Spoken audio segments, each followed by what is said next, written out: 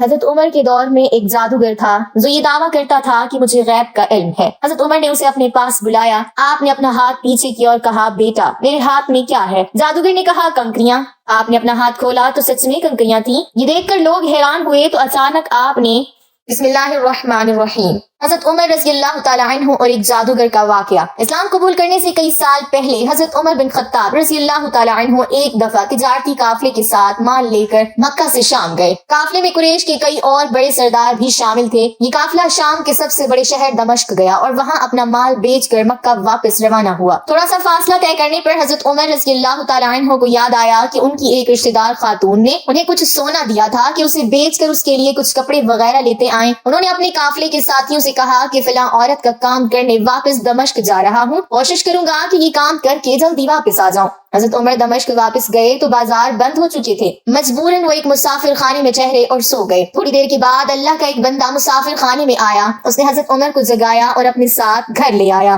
یہ بات واضح نہیں تھی کہ وہ شخص حضرت عمر کو پہلے سے جانتا تھا یا ان کے والد خطاب سے ان کی واقفیت تھی۔ انہوں نے حضرت عمر کی بڑی خاطر مدارت کی۔ کھانا کھا کر تو وہ سو گئے اور ان کا میزبان رات بھر عبادت کرتا رہا۔ صبح کو حضرت عمر بیدار ہوئے تو ان کے میزبان نے کہا کہ اکیلے بازار مت جانا، بازار میں لٹیرے اکثر مسافروں کو لوٹتے رہتے ہیں، میرے ساتھ چلنا۔ یہ کہہ کر وہ سو گیا کیونکہ رات بھر جاگ رہا تھا۔ حضرت عمر نے اسے جگانا مناسب نہیں سمجھا اور اکیلے ہی بازار چلے گئے۔ ابھی بازار کھلا بھی نہیں تھا، وہ بازار کھلنے کا انتظار کرنے لگے۔ کچھ دیر کے بعد ایک عیسائی پادری اپنے نوکروں کے ساتھ آیا اور حضرت عمر کی طرف اشارہ کر کے اپنے نوکروں کو حکم دیا کہ اس شخص کو پکڑ لو، یہ گرجے کا کام بہت اچھی طرح سے کر لے گا۔ اس زمانے میں حضرت عمر بڑے تن و من پہلوان تھے۔ پادری کے نوکروں نے ان کو پکڑ لیا اور ایک پرانے گرجے میں لے گئے۔ پادری نے ان کو ایک ہتھوڑا دیا اور ان کو گرجے کی ایک دیوار توڑنے پر لگا دیا۔ ایسا معلوم ہوتا تھا کہ وہ اس جگہ پر ایک نیا گرجا بنوانا چاہتا تھا۔ حضرت عمر دن بھر کام کرتے رہے، کہیں شام کو جا کر چھٹی ملی، وہ تھکے ہارے واپس مسافر خانے میں آ کر بیٹھ گئے۔ پہلے ہی دن ایک آدمی پھر آیا اور اس نے پوچھا کہ آپ کدھر چلے گئے تھے؟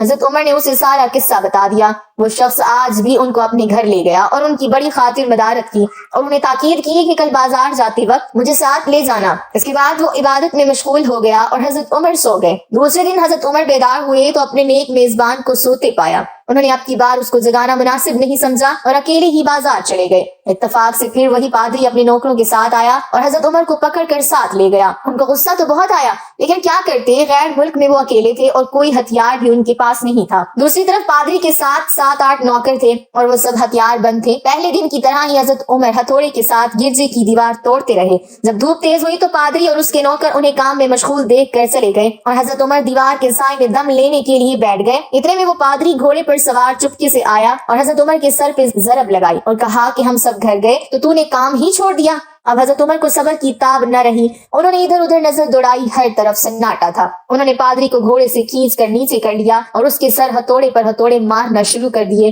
وہ بہت چیخا چلایا لیکن اس کی مدد کے لیے کوئی نہیں پہنچا۔ حضرت عمر نے ٹوٹی ہوئی دیوار کا ایک بھاری ٹکڑا اٹھا کر اس کے سر پہ دے مارا۔ وہ پہلے ہی زخمی تھا، اب اس نے دم دے دیا۔ اس کو مرتے دیکھ کر حضرت عمر تیزی سے بھاگ کھڑے ہوئے اور جس راستے سے دمشق آئے تھے وہ راستہ چھوڑ کر ایک دوسرے راستے پر چل پڑے۔ شہر سے کافی دور انہیں ایک خچر پر سوار رومی ملا جو روم سے تعلق رکھتا تھا۔ وہ ان کے ساتھ چلنے لگا، وہ کچھ باتیں کرنے لگا لیکن نہ حضرت علی ان کی زبان سمجھتے تھے اور نہ وہ ان کی زبان سمجھتا تھا۔ اس نے یکایک اپنی تلوار پر ہاتھ ڈالا۔ حضرت عمر سمجھ گئے کہ وہ ان پر وار کرنا چاہتا ہے۔ انہوں نے فوراً ہی خچر سے اسے کھینچ لیا اور اس سے تلوار چھین کر ایک ہی وار میں اس کا کام تمام کر دیا۔ پھر آپ خچر پر سوار ہو کر آگے چلے۔ اس کے بعد کیا ہوا، سارا احوال خود حضرت عمر نے اس طرح بیان کیا ہے کہ اس جگہ سے روانہ ہو کر میں ایک گرجے میں پہنچا۔ یہاں عیسائیوں کی ایک جماعت رہتی تھی۔ میں گرجے کے اندر داخل ہوا تو گرجے میں رہنے والے سب لوگ میرے ارد گرد جمع ہو گئے اور مجھ سے میرے حالات کے بارے میں پوچھنے لگے۔ پھر وہ اپنے پادری کے پاس مجھے لے گئے۔ پادری مجھے نہایت غور سے دیکھنے لگا اور اس کے بعد کہنے لگا کہ ایسا معلوم ہوتا ہے کہ تمہیں کسی چیز کا خوف ہے۔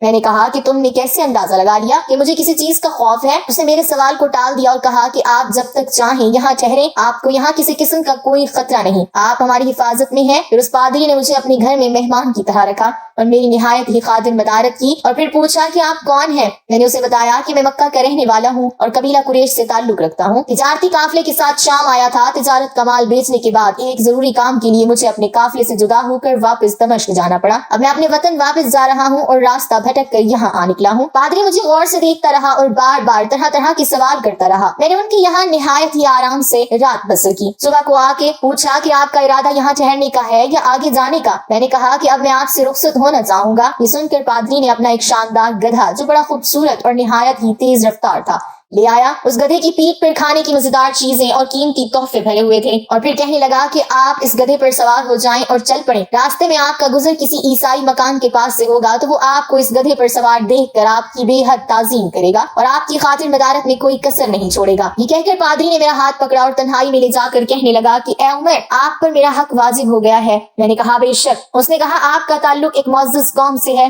میری آپ سے ایک غرض ہے۔ میں نے کہا کہ آپ بیان کر دیں، لیکن حیرت کی بات ہے کہ آپ جیسا بڑا آدمی مجھ جیسے پریشان حال مسافر سے کوئی غرض کیسے رکھ سکتا ہے؟ اس نے بڑے یقین بھرے لہجے میں کہا کہ سنیں، میں ایک ایسا آدمی ہوں جسے اللہ نے آسمانی کتابوں کا علم عطا کیا ہے۔ میں نے آپ کی ذات میں بہت سی ایسی نشانیاں دیکھی ہیں جو یہ ظاہر کرتی ہیں کہ جب ایک مقررہ مدت پوری ہو جائے گی تو حالات میں زبردست تبدیلی آئے گی۔ اس وقت آپ ہمارے ملک کے حاکم بن جائیں گے اور یہاں کے سب شہروں میں آپ ہی کا حکم چلے گا۔ اس کے بعد پادری نے اپنی جیب سے دوات، قلم اور کاغذ نکال کر